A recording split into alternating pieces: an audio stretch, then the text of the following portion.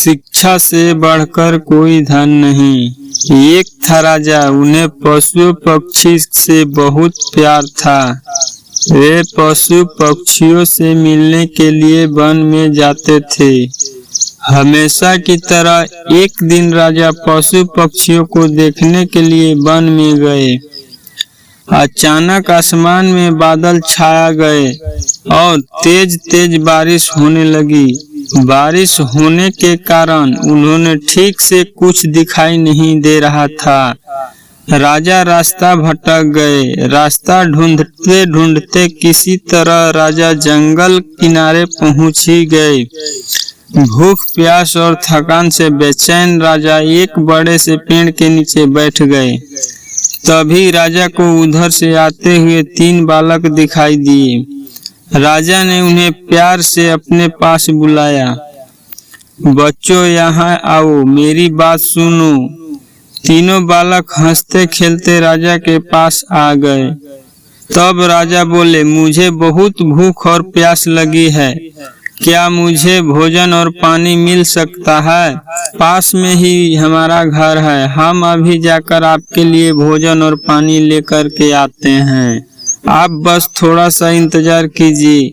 तीनों बालक दौड़कर गए और राजा के लिए भोजन और पानी ले आए। राजा बालकों के व्यवहार से बहुत खुश हुए। वे बोले, प्यारे बच्चों, तुमने मेरी भूख और प्यास मिटाई है।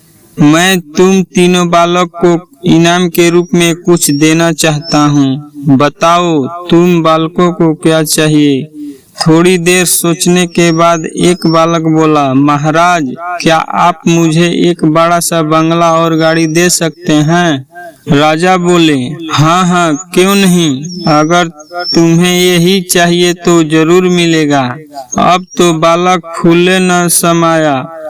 दूसरा बालक भी उछलते हुए बोला, मैं बहुत गरीब हूँ, मुझे धन चाहिए जिससे मैं भी अच्छा खा सकूं, अच्छे कपड़े पहन सकूं और खूब मस्ती करूं। राजा मुस्कुराकर बोले, ठीक है बेटा, मैं तुम्हें बहुत सारा धन दूंगा। यह सुनकर दूसरा बालक खुशी से झूम उठा। भला तीसरा बालक क्यों चुप रहता?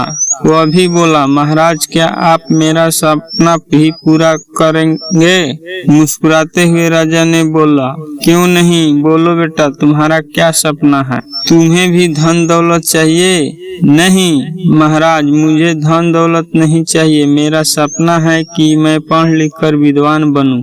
क्या आप मेरे लिए कुछ कर सकते हैं? तीसरे बालक की बात सुनकर राजा बहुत खुश हुए। राजा ने उसे पढ़ने लिखने की उचित व्यवस्था करवा दी। वह मेहनती बालक था। वह दिन रात लगन से पढ़ता और कक्षा में पहला स्थान प्राप्त करता। इस तरह समय बीतता गया। वह पढ़ लिख कर विद्वान बन गया। राजा ने उसे राज्य का मंत्री बना दिया। बुद्धिमान होने के कारण सभी लोग उसका आदर सम्मान करने लगे। उधर जिस बालक ने राजा से बंगला गाड़ी मांगी थी, अचानक बाढ़ आने से उसका सब कुछ पानी में बह गया। दूसरा बालक भी धन मिलने के बाद कोई काम नहीं करता था। वह दिन भर बेफुजूल खर्च करने के धन को उड़ाता और मौज मस्ती करता था। लेकिन रखा धन भला कब तक चलता। एक समय आया कि उसका सारा धन समाप्त हो गया। वह फिर से गरीब हो गया।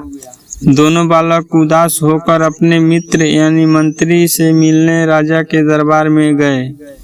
वे दुखी होकर अपने मित्र से बोले, हमने राजा से इनाम मांगने में बहुत बड़ी भूल की। हमारा धन, बंगला, गाड़ी सब कुछ नष्ट हो गया। हमारे पास अब कुछ नहीं बचा है। मित्र ने समझाते हुए कहा कि किसी के भी पास धन दौलत हमेशा नहीं रहता। धन तो आते जाते रहता है। सिर्फ शिक्षा है जो हमेशा हमारे पास रहती है। धन से नहीं बल्कि शिक्षा से ही हम धन बनाते हैं। दोनों बालक को अपनी गलती पर बहुत पछतावा हुआ। उन्होंने तय किया कि हम भी मेहनत और लगन से पढ़ाई करेंगे और अपने जीवन को